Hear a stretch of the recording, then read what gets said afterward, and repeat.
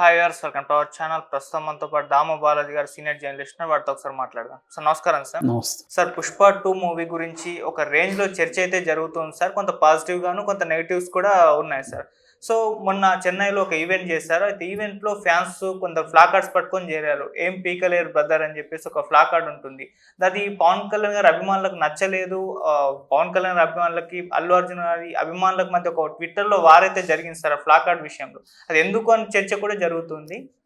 అలాగే ఇంకోసారి అంటే ఈ సినిమాకి సంబంధించి అల్లు అర్జున్ గారు 300 కోట్ల రెమ్యునరేషన్ తీసుకున్నారన్న వార్త కూడా సోషల్ మీడియాలో వైరల్ అవుతుంది సార్. ఆ వివాదం గురించి, మరి న్యూస్ గురించి మీరేం చెప్తారు? ఈ రెండు విషయాలు అంటే పుష్ప గురించి, పుష్ప 2 ద రూల్ గురించి అనేక సంచలనాలు జరుగుతున్నాయి. ఒకటి 11,500 థియేటర్లో ప్రపంచవ్యాప్తంగా రిలీజ్ అవుతుంది. ఇది దేశంలోనే ఇప్పటివరకు ఏ సినిమా కూడా ఎన్ని థియేటర్లో రిలీజ్ కాలేదు. 2, అల్లు అర్జున్ 300 కోట్లు తీసుకున్నాడు. దేశంలో హైయెస్ట్ రెమ్యునరేషన్ ఇదే ఫస్ట్ టైం. ఎందుకంటే ఇప్పటి వరకు ఆయన 1000 కోట్ల క్లబ్లో చేరలేదు. 1000 కోట్ల క్లబ్లో ఉన్న హీరోలు కూడా తీసుకొని రెమ్యునరేషన్ని అల్లు అర్జున్ తీసుకున్నాడు.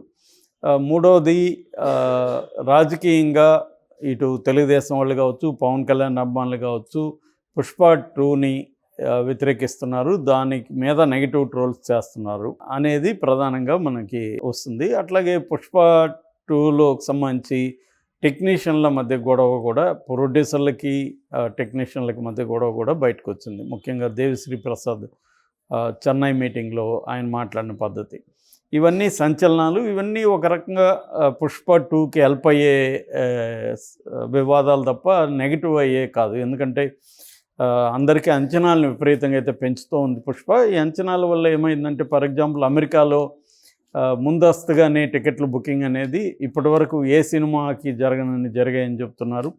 ఆ రకంగా దీనికి సేల్స్ కూడా ఆల్రెడీ ప్రీ రిలీజ్ బిజినెస్ కూడా 1000 కోట్లు దాటేసింది. ఇటు థియేటర్ల బిజినెస్ కావచ్చు, ఓటీటీ కావచ్చు, శాటిలైట్ కావచ్చు, మ్యూజిక్ రైట్స్ కావచ్చు, ఇవన్నీ కలిపి 1000 కోట్లు ఆల్రెడీ దాటేసిందని చెప్తున్నారు.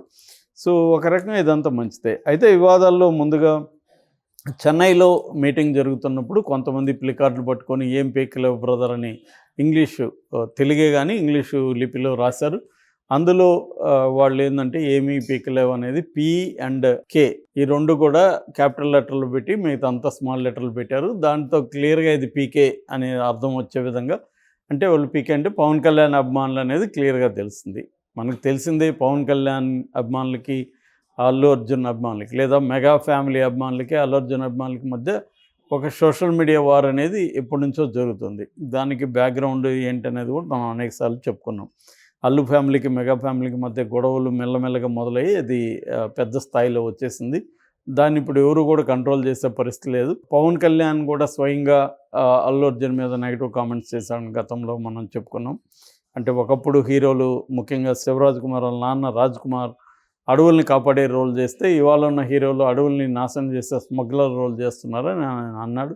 జనరల్గా అయితే ఆయన స్టేట్మెంట్లో తప్పు లేకపోవచ్చు, కానీ ఇక్కడ అల్లు అర్జున్ పుష్ప 2 రిలీజ్ అయ్యే సందర్భంగా ఆయన అనడం వల్ల అది కూడా కాంట్రడిక్ట్ అయింది. ఆ తర్వాత అంతకుముందు నాగబాబు ట్వీట్లు, అల్లు అర్జున్ ట్వీట్లు, తర్వాత వాళ్ళ ఫ్యామిలీలో డిఫరెంట్ యాక్టర్స్ పెట్టిన ట్వీట్లు, వీటి వల్ల కూడా అల్లు అర్జున్కి లేదా అల్లు ఫ్యామిలీకి, మెగా ఫ్యామిలీకి మధ్య గొడవలు అనేవి బయటికి పెద్ద ఎత్తున వచ్చాయి.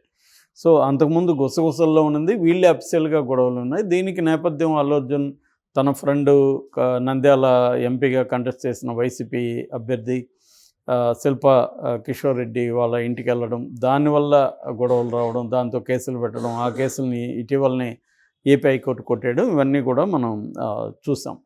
సో దీనివల్ల ఏంటంటే పుష్ప 2 రిలీజు ఈ స్థాయిలో ఏ సినిమా, తెలుగు సినిమాకి కూడా ఇంత ప్రీ రిలీజ్ క్రేజ్ అనేది రాలేదు. రెండోది ఏంటంటే అల్లు అర్జున్కి ఈ స్థాయి రావడం అనేది జీర్ణించుకోలేని విషయం చాలామందికి.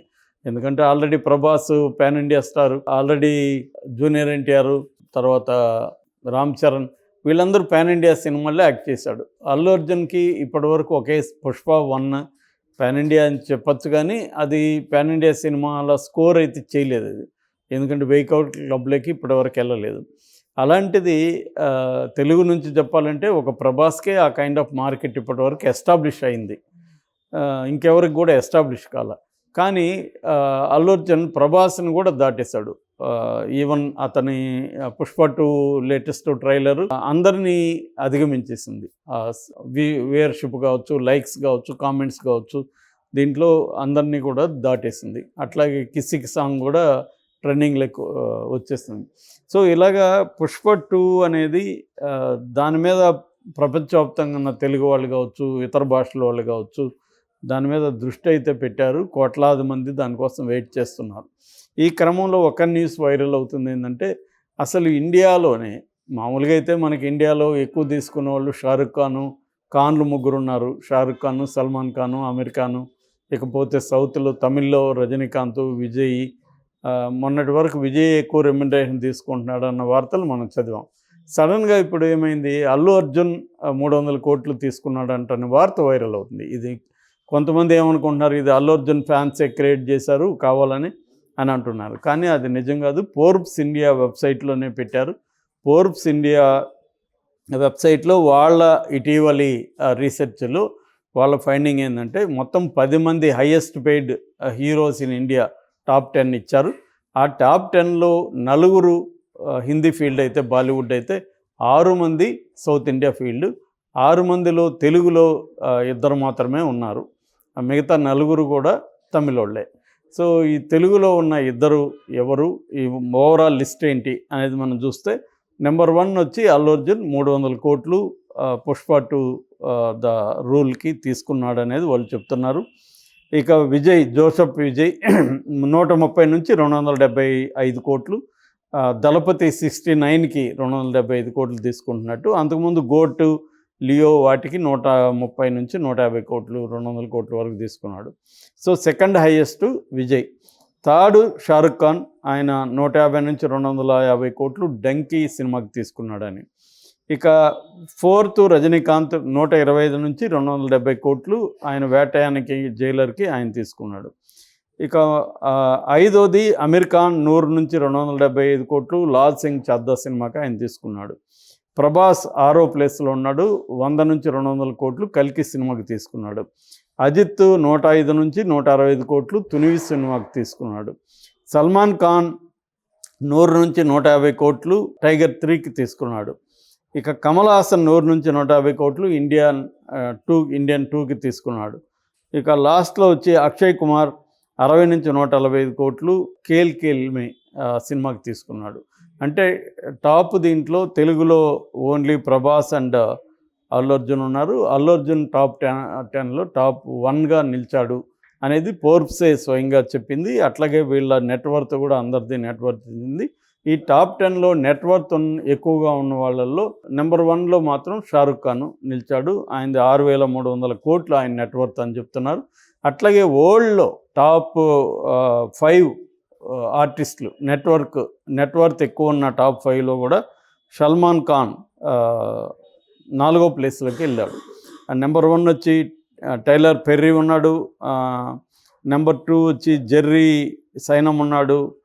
తర్వాత డానీ జాన్సన్. తర్వాత 4వ ప్లేస్లో షారుఖ్ ఖాన్ ఉన్నాడు. లాస్ట్ ప్లేస్లో